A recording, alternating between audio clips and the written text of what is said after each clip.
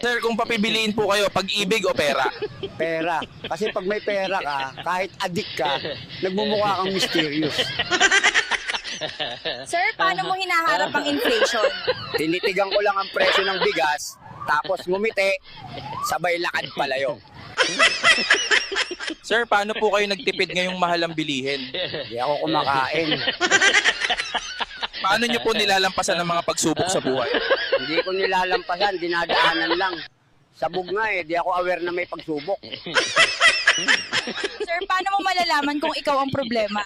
Pag kahit saan ka mapunta, pare-pareho ang gulo. Ibig sabihin, ikaw na yon. Sir, may balak po ba kayong ayusin ang buhay niyo? Meron.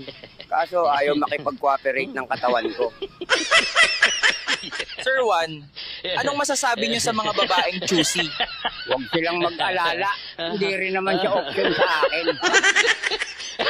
Sir Juan, paano maging pogi sa paningin niya? Ipaalam mong marunong kang makinig. Kahit di mo maintindihan, basta may eye contact.